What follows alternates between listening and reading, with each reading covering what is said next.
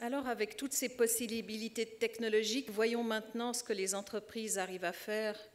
Quels sont les modèles d'affaires que l'on voit se répandre.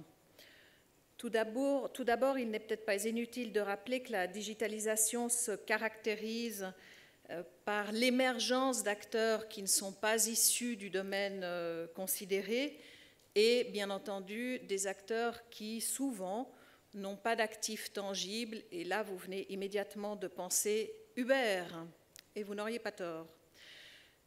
Les modèles d'affaires, je crois qu'on peut dire qu'ils se caractérisent par trois grands aspects, la désintermédiation, le partage, les relations d'égal à égal que l'on connaît plus volontiers sous le vocable anglais de peer-to-peer. Et puis les modèles d'affaires à l'ère du digital se caractérisent aussi par une durée de vie des entreprises qui a quelque peu varié. Vous voyez qu'en 1920, les entreprises cotées Standard & Poor's avait une durée de vie de 67 ans. Cette année, la durée de vie est de 15 ans. Mais il n'y a évidemment pas de jugement de valeur dans les statistiques, comme vous le savez. Alors, bien entendu, il y a différents modèles d'affaires qui ont émergé ou qui se sont renforcés avec la digitalisation. Ce que je vais faire maintenant, c'est d'abord pas donner une liste exhaustive, simplement en énumérer quelques-uns par touches impressionnistes. Alors, il y a tout d'abord le fabricant devenu prestataire de solutions, au fond que ce soit l'entreprise genevoise qui vend des photocopieurs ou que ce soit l'entreprise vaudoise qui fabrique des vannes pour les systèmes hydrauliques. En réalité, aujourd'hui, dans les deux cas, ces entreprises, au fond, ce qui intéresse le plus leurs clients et ce qu'elles font, c'est qu'elles vendent des solutions, elles vendent de la donnée qui fait de la maintenance à distance et d'identification de panne à distance et qui arrive à donner des informations sur la consommation d'eau et ainsi de suite. Deuxième modèle, alors qui n'est pas nouveau, ça n'est pas une révolution que je vous montre là, c'est le modèle de l'abonnement, mais ça devient extrêmement répandu. Finalement, par abonnement, le client que nous sommes tous peut accéder à un service ou un produit quand il veut le payer selon sa consommation. Et l'abonnement a vraiment le vent en poupe. Vous savez que dans l'arc lémanique, vous avez probablement déjà entendu parler du cas des matelas bien connus qui ont eu l'intelligence de mettre des capteurs dans leur système et finalement l'hôtel n'a plus à acheter un grand nombre de pièces onéreuses. Il y a un système d'abonnement qui permet de rémunérer l'entreprise fabricante par abonnement. Dans les nouveaux modèles d'affaires qui émergent, il y a également l'économie circulaire. Alors de nouveau, on pourra discuter peut-être tout à l'heure du bien fondé de l'adjectif nouveau. L'économie circulaire, elle est basée sur le recyclage, la valorisation, la préservation des ressources. Exemple que l'on trouve à Genève, des data centers génèrent beaucoup de chaleur. Cette chaleur est réutilisée, par exemple, dans des systèmes de chauffage à distance. Je pense que c'est un exemple qui parlera, qui fera chaud au cœur du président de SIG qui est présent dans la salle. Tout à l'heure, je mentionnais Uber. En fait, eh bien, l'un des modèles que l'on voit aujourd'hui, c'est Uber qui est ubérisé. Pourquoi ? Parce que la technologie permet de mettre clients et prestataires en relation quasiment sans plus passer par une plateforme qui prélève au passage une commission. De fait, aux États-Unis, il y a déjà un système fonctionnant selon ce modèle qui prend la place d'Uber. Alors, petit détail, le système étant gratuit, personne ne gagne rien. Y aura-t-il un jour des bénéfices ? Ça n'est pas compris dans le modèle. Alors peut-être que ça vous fait sourire et peut-être certains d'entre vous pensent-ils mais voilà un modèle qui n'est pas promis à de beaux jours. Je me permettrai juste de vous faire remarquer que c'est aussi ce qu'on a dit à l'époque de Facebook ou de Google et jusqu'à preuve du contraire, ils ne vont pas trop mal, merci pour eux. L'économie du partage est aussi une forme d'affaires en émergence. C'est une relation de particulier à particulier, et je ne fais de publicité pour aucun site, surtout étranger, mais c'est une relation qui se fait sans transaction monétaire. C'est ici l'occasion d'insister sur l'apparition du consommateur. C'est un thème qui est passablement traité par ailleurs, nous en disons plusieurs mots dans l'étude. C'est donc le consommateur qui devient acteur et qui prend le pouvoir par rapport à ce qu'il consomme, quand, où et comment. Et puis bien sûr, nouveaux modèles d'affaires liés aussi à des nouveaux services. Il n'y a qu'à penser aux services de lutte contre les fraudes et falsifications.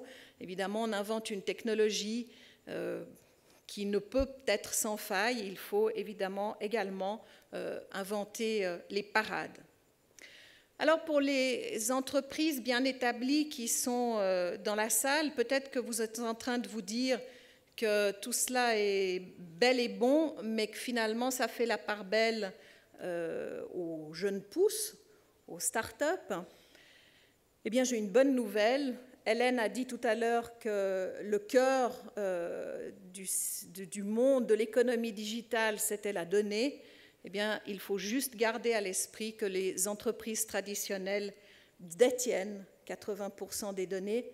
Donc, moyennant qu'elles se donnent de la peine, qu'elles adoptent les bons processus pour innover, et Adela Villanueva en parlera tout à l'heure, vous avez tous, nous avons tous, messieurs, dames, encore de beaux jours devant nous, y compris en matière d'innovation.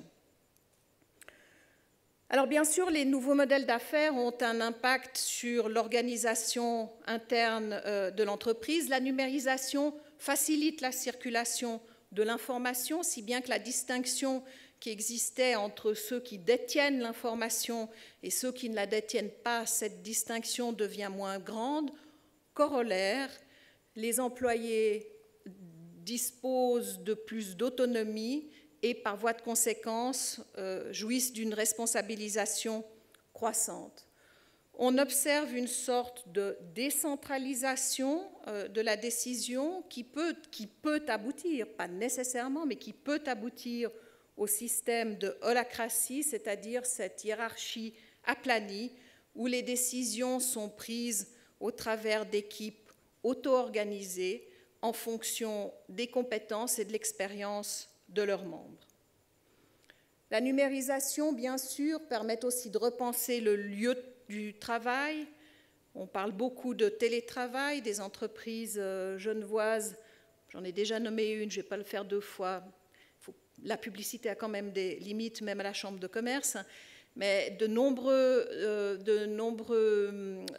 tentatives ou mises en œuvre de télétravail se font avec un succès avéré, puisque le télétravail, c'est souvent de manière tout à fait démontrable un gain de productivité pour l'entreprise d'une part et un gain de confort pour l'employé. C'est donc une solution win-win. À côté du télétravail, il y a également le coworking qui est particulièrement apprécié par le brassage des idées et la mise en commun des ressources qu'il permet. Le maître mot dans ce cas, c'est le décloisonnement. J'ai entendu l'autre jour quelqu'un dire très joliment, je pense que c'est un néologisme, le désilotage. On ne travaille plus en silo. Le partage des ressources intellectuelles au travers de collaborations externes est souvent ou surtout connu sous trois formes. L'innovation ouverte, qu'on appelle aussi le crowdsourcing, qui est donc le partage et la coopération entre différents acteurs, dont certains chercheurs disent qu'il est né grâce à la NASA, dont les propres chercheurs maison n'arrivaient pas à prédire les éruptions à la surface du Soleil, et la NASA aurait fait appel à la collectivité scientifique pour trouver les réponses. Donc un bon exemple de là dire que l'innovation ouverte permet de faire des étincelles. Il n'y a évidemment qu'un pas que je ne franchirai naturellement pas. Autre forme pour partager les ressources intellectuelles, c'est la co-création. On pense notamment à la co-création avec ses clients, ce qui a deux très grands avantages quand on veut lancer un nouveau produit ou un nouveau service. Évidemment, si on demande à son client de quoi il a vraiment besoin, on est sûr de mettre dans le mille. Donc, non seulement on ne crée pas en vase clos tout seul dans son petit coin, essayer de réinventer la roue, comme l'a dit le président Torres tout à l'heure, mais en plus, là, avec la co-création avec ses clients, on va les fidéliser. Encore une opération gagnant-gagnant. Et puis, il y a les groupes de travail communautaires que nous aimons bien citer, qui sont particulièrement adaptés pour les PME ou PMI qui ne disposent pas de structures de recherche. C'est au fond comme la création de consortiums ad hoc qui sont notamment fort utiles pour leur permettre de répondre à des appels d'offres.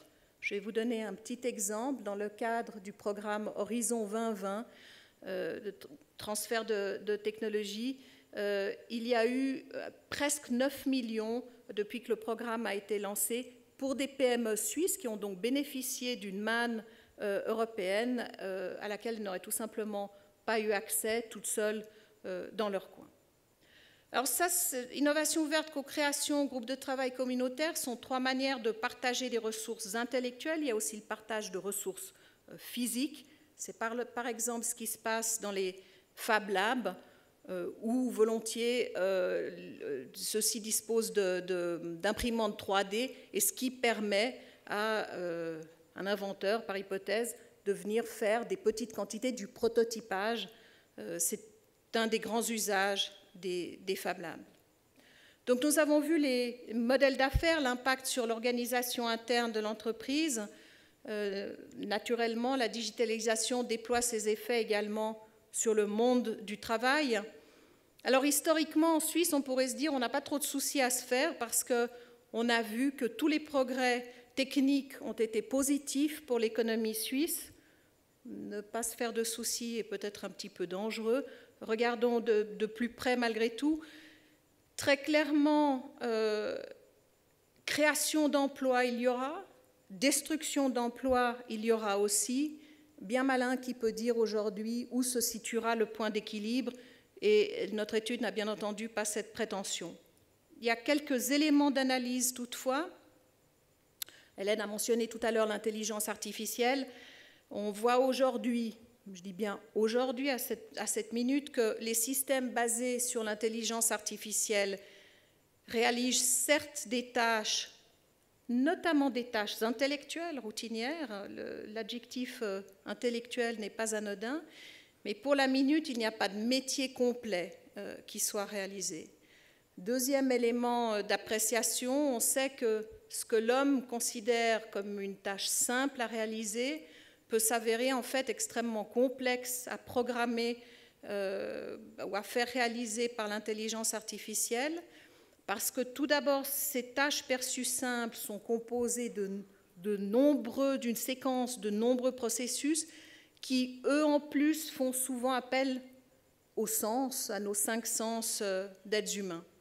Alors ça, c'était la partie rassurante des éléments d'analyse, mais vous trouverez tout autant de chercheurs qui vont vous dire que ce que je viens de dire, le fait qu'il n'y a pas encore de métier complet qui puisse être assumé par l'intelligence artificielle, il y a bien des chercheurs qui vous diront que c'est déjà obsolète et que tous ces éléments rassurants, entre guillemets, que je viens d'énoncer, sont caducs avant même que nous ayons terminé l'événement économique d'aujourd'hui. Ceci dit, on n'y pense pas forcément volontiers, mais la numérisation est aussi synonyme, ou peut être aussi synonyme, de relocalisation d'emplois. Genève en a fait l'expérience.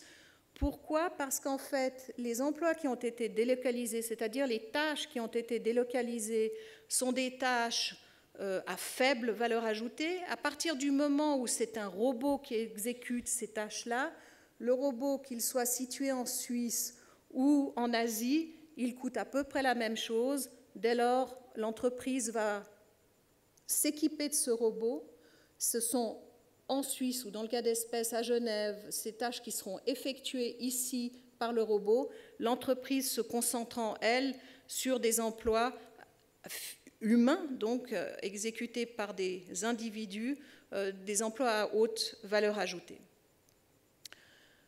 Changement dans le monde du travail, on assiste à l'émergence de nouvelles catégories d'actifs, par exemple des réseaux d'indépendance, par exemple la pratique du slashing, c'est-à-dire la pratique qui consiste pour une personne à avoir simultanément plusieurs emplois, chacun à 20, 30, etc., qui permet d'ailleurs de combiner parfois des emplois à caractère plus associatif, selon les goûts de chacun, ou de mélanger, de combiner différents types d'activités. Vous voyez d'ailleurs sur la petite statistique qui est donnée qu'entre 1991 et aujourd'hui, le nombre de slashers a quasiment doublé. Alors bien sûr, ces nouvelles catégories d'actifs ont et auront un impact social, ne serait-ce que parce que les assurances sociales qui ont été essentiellement fondées sur un système de salariat devront être revues à l'aune de ces nouvelles pratiques de métier. Alors tout à l'heure, je disais que personne ne pouvait dire aujourd'hui où se situerait le point d'équilibre du monde du travail entre création et destruction d'emplois. Je crois qu'on peut par contre avoir une certitude, c'est que la formation va jouer un rôle crucial. Formation initiale, bien entendu, dans les domaines MINT, évidemment un acronyme anglais pour mathématiques, informatique, sciences naturelles et technologies, mais aussi la formation continue qui devra être entreprise par chacun tout au long de sa vie. Et à côté de la formation indispensable et presque inévitable, je dirais, le poids grandissant des soft skills, c'est-à-dire les compétences sociales, comportementales, transversales, telles que communication, créativité, esprit d'initiative, etc. Tu auras noté, Hélène, communication, toi et moi avons de beaux jours devant nous. C'est toujours ça de prix. Cela a été, vous pouvez le voir dans ce graphique de McKinsey qui vous donne en milliards d'heures les heures travaillées en Europe occidentale en 2016. Donc ça, c'est la colonne de gauche, la plus à gauche. Vous avez ensuite la prévision des heures travaillées pour 2030. Le graphique est dans la brochure, donc vous pouvez vous épargner la photo à iPhone. Enfin, vous êtes le bienvenu de le faire, mais le graphique est dans la brochure. Et vous notez quand les heures travaillées 2016, la prévision d'heures 2030, on voit que ce qui augmente, ce sont donc la demande augmente pour les compétences cognitives développées, pour les compétences sociales et émotionnelles, on vient d'en parler, mais bien entendu également pour les compétences technologiques. Vous voyez d'ailleurs, c'est l'histogramme, enfin la partie tout à droite, on voit quand même que les compétences technologiques seront 2 fois plus importantes ou plus demandées que les compétences sociales et émotionnelles. Alors nous avons dressé un panorama global qui vaut pour la Suisse mais qui vaut pour d'autres régions. Regardons un petit peu plus proche de notre paroisse, quels sont les enjeux pour la Suisse. Alors actuellement, la Suisse est au 5e rang du classement mondial de la compétitivité digitale réalisé par l'IMD et elle a même gagné 3 places par rapport à l'an passé. Super, c'est absolument génial. Sauf que, vous savez qu'il faut toujours se méfier des classements, tout n'est quand même pas si rose. En réalité, on voit aussi que la Suisse n'a pas beaucoup de diplômés MINT, qu'elle n'a pas beaucoup de chercheurs en informatique et que ce n'est pas le nombre de publications scientifiques sur l'intelligence artificielle produites en Suisse qui encombre les rayonnages de bibliothèques. Les compétences digitales de l'ensemble de la population sont aussi considérées comme étant améliorées et, en tout cas jusqu'à ce matin pour Genève, on pouvait considérer que les TIC n'étaient pas vraiment bien intégrés dans l'enseignement de base. Je dis jusqu'à ce matin parce que certains d'entre vous ont peut-être vu le communiqué de presse du département de l'instruction publique qui annonçait sa stratégie pour former au numérique par le numérique. petite parenthèse fermée.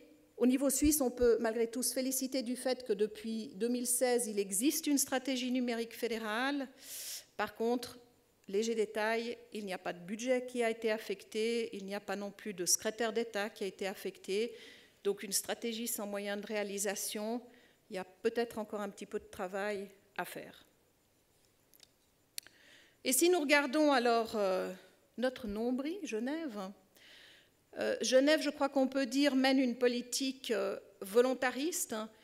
D'ailleurs, on peut noter que l'élaboration de la stratégie numérique genevoise s'est faite suite à une consultation publique, ce qui en soi était déjà un processus 4.0. Cette politique se décline selon 5 axes que vous voyez affichés à l'écran, qui sont les axes, au fond, d'une politique économique. Le canton veut se positionner sur certains thèmes clés, en particulier la blockchain, la cybersécurité, la gouvernance numérique. Ça n'est pas forcément chimérique si vous pensez au fait qu'il y a dans le canton de nombreuses organisations internationales qui ont un lien avec le numérique. Donc on peut raisonnablement imaginer que ce canton prenne une place de choix comme lieu où se décide la gouvernance numérique. Il y a aussi beaucoup d'actions qui ont été mises en œuvre, quelques réalisations que le canton peut montrer. On parlera tout à l'heure d'un exemple particulier dans le domaine des autorisations de construire. Je pense que vous savez que le registre du commerce fonctionne désormais avec la blockchain. Mais d'une manière générale, on voit que le nombre d'actes administratifs qu'il est possible de faire en ligne est tout de même en croissance. Il restera à discuter, ça sera l'un des objets de la table ronde tout à l'heure. Est-ce que l'offre est en adéquation avec la demande? Ça reste toujours la grande question. Puis alors moi, dans les services du canton, j'ai un petit chouchou, c'est le service d'information du territoire de Genève, le SITG. Et c'est un petit chouchou, pourquoi? Parce qu'en fait, le SITG représente un cas unique en Suisse de richesse des géodonnées, géodonnées qui sont d'ailleurs accessibles assez facilement, j'ai déjà dit accessibles à tout un chacun, ce qui est juste. Pour certaines couches de données, il faut faire la demande, mais ce sont des données qui sont accessibles gratuitement. Et bien entendu, à l'ère de la Smart City, ces géodonnées sont juste la base de tout développement. J'arrêterai ici pour cette présentation rapide que nous avons brossée, Hélène Devos et moi, de l'étude. Les membres de la Chambre, enfin toutes les personnes qui reçoivent le CCIG Info trouveront cette étude encartée dans le CCIG Info qui devrait en principe être dans leur boîte aux lettres demain matin. Mais naturellement, à l'ère du digital, vous vous doutez bien que ces publications sont d'ores et déjà accessibles tant sur le site de la BCGE que sur le site de la CCIG.